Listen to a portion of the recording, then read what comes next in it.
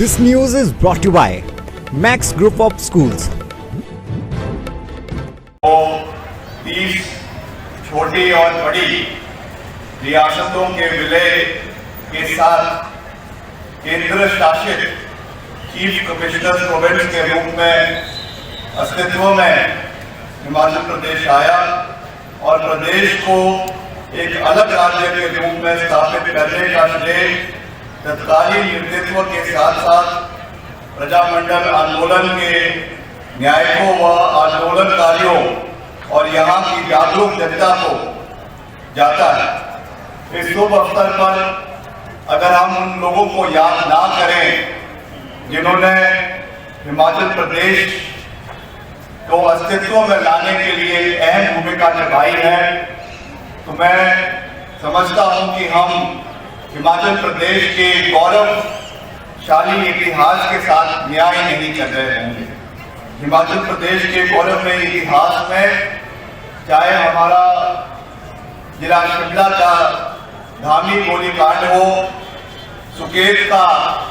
सत्याग्रह तथा पचौता जो जिला सिरमौर का पचौता आंदोलन हुआ, इनका एक विशेष स्थान हिमाचल प्रदेश के इतिहास में है और उस इतिहास को, उस गौरवशाली इतिहास को हमें आने वाले समय में नई ऊंचाइयों पर देश में और प्रदेश में लेकर जाना है। मैं इस पावन अवसर पर हिमाचल के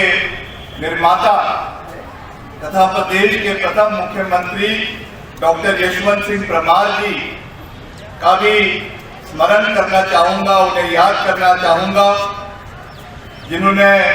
इस देश को, इस प्रदेश को अस्तित्व में लाने के लिए बहुत अहम भूमिका निभाई, संघर्ष किया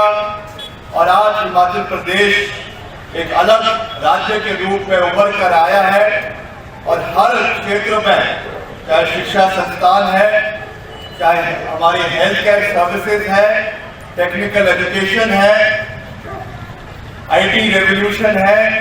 आज हर क्षेत्र में हिमाचल प्रदेश आगे बढ़ रहा है और उसमें जितने भी हमारे सक्सेसिव मुख्यमंत्री हिमाचल के अंदर रहे हैं, डॉक्टर यशवंत परमार जी से लेकर स्वर्गीय ठाकुर रामलाल जी से लेकर स्वर्गीय राजा वीरभद्र सिंह जी से लेकर प्रेम कुमार धूमल जी, जयराम ठाकुर जी और वर्तमान में आदरणीय ठाकुर सुखविंदर सिंह सुक्खू जी के नेतृत्व में हिमाचल प्रदेश नई बुलंदियों को आने वाले समय में हासिल करेगा। ये बहुत से विकास कार्यों के लिए केंद्र सरकार की आवश्यकता है, केंद्र सरकार के सहयोग की आवश्यकता है। मैं उनसे निवेदन करना चाहूंगा कि जब भी हम दिल्ली जाएं, आप मुख्यमंत्री जी के साथ हमारे साथ दिल्ली चलें और वहां से पैसा लेकर आए ताकि हम यहाँ की सड़कों का निर्माण और मजबूती से आने वाले समय में मंडी जिला का खास करके करवा सके। जो आपका नारा है सबका साथ, सबका विश्वास, सबका विकास, उसको हम धरातल पे उतार कर दिखाएंगे और मिलकर जो है वो हिमाचल प्रदेश के साथ साथ मंडी जिला का सामूहिक और संतुलित विकास करने में हम अपना पूरा योगदान आने वाले समय में देंगे। इसका मैं पूरा आने वाले समय के लिए, आने वाले सालों के लिए प्रदेश के लिए होना चाहिए। मैं कर्मठ और ईमानदार प्रदेशवासियों का भी आभार व्यक्त करता हूं जिन्होंने प्रदेश को देश विदेश में खास पहचान दिलवाने में अपना एक अहम भूमिका जो है वो निभाई है और हम अपने वचनों पे उनको पूरा करने के लिए पूरी मजबूती से कार्य कर रहे हैं। आपने देखा जब हमारी सरकार हिमाचल प्रदेश के अंदर बनी, हमने जो वादे प्रदेश की जनता से किए थे, हर वर्ग की जनता से किए थे, उसके उत्थान के लिए हम कार्य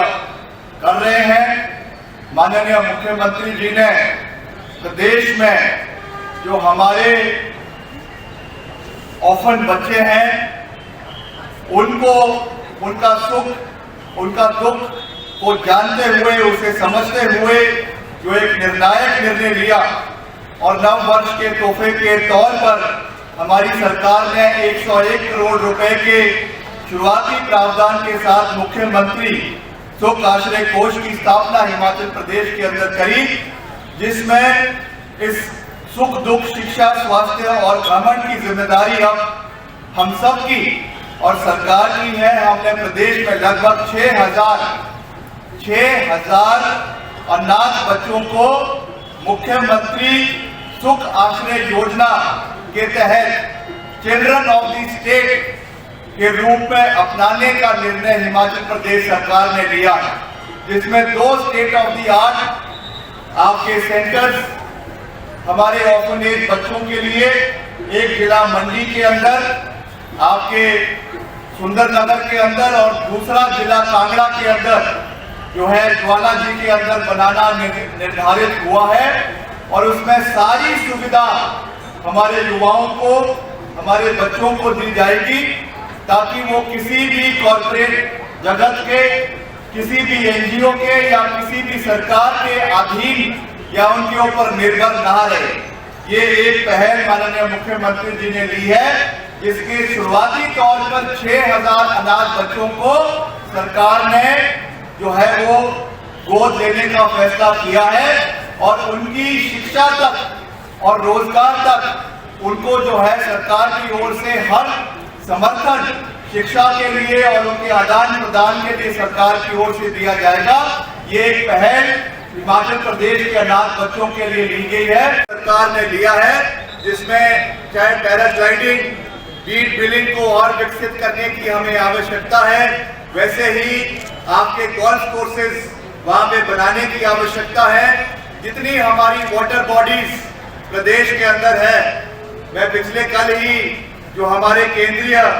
युवा खेल मंत्री है उनसे भी हम मिले और मैंने उनसे ये विशेष निवेदन किया है कि क्योंकि मैं खुद खेल मंत्री भी हूँ, हमने ये चाहते हैं कि प्रदेश में जितनी हमारी वाटर बॉडीज है, चाहे वो आपका पौंग डैम है, चाहे वो आपका गोविंद सागर झील है, आपका कोल डैम का झील है, इसको पूरी मजबूती के साथ यहाँ पे हम वाटर स्पोर्ट्स को बढ़ावा देने के लिए संकल्पित है। मैंने उनके लिए केंद्र सरकार से वित्तीय जो है सहयोग का भी निवेदन किया है, ताकि चाहे रोइंग है, चाहे कायाकिंग है, चाहे और जितनी वाटर स्पोर्ट्स होती है उनको यहाँ पे बढ़ावा इस इलाके में दिया जाए। स्थानीय युवाओं को रोजगार के साधन इससे आने वाले समय में मिलेंगे, इसके लिए भी हम संकल्प हमने लिया है, इसको हमें बढ़ावा देने की आवश्यकता है। आज माननीय मुख्यमंत्री जी हमारा दूर दराज का इलाका जो है वो लाहौल स्पीति के काजा में 15 अप्रैल को मना रहे हैं और वहां पे भी विंटर स्पोर्ट्स को बढ़ावा देना हमारा संकल्प है। इसके लिए भी हम, चाहे वो आपकी स्कीइंग है, चाहे आपका जो है वो आइस स्केटिंग है या और चीजें हैं, उनको बढ़ावा देने के लिए भी हम इंफ्रास्ट्रक्चर उस इलाके में मजबूत करने के लिए पूरा प्रयास कर रहे हैं। और हम दोनों गेम्स को, हमारे वाटर गेम्स को भी और साथ ही साथ विंटर गेम्स को भी बढ़ावा देने का पूरा प्रयास करेंगे, जिसका आने वाले समय में आपको पूरा फायदा इस क्षेत्र के लोगों को मिलेगा। और खास करके मैं अपने विभाग की बात करना चाहूंगा, लोक निर्माण विभाग की। इसमें भी मुझे खुशी है ये कहते हुए कि जब से हमने कार्यभार हिमाचल प्रदेश में लोक निर्माण विभाग का संभाला है, और ये नहीं कहूँगा कि पूर्व में विकास कार्य नहीं हुए, और हमारा मानना है कि सरकारें जो है वो कंटिन्यूटी में आगे चलती है। जो कार्य पूर्व सरकार द्वारा हुए हैं उनको आगे ले जाना वर्तमान सरकार का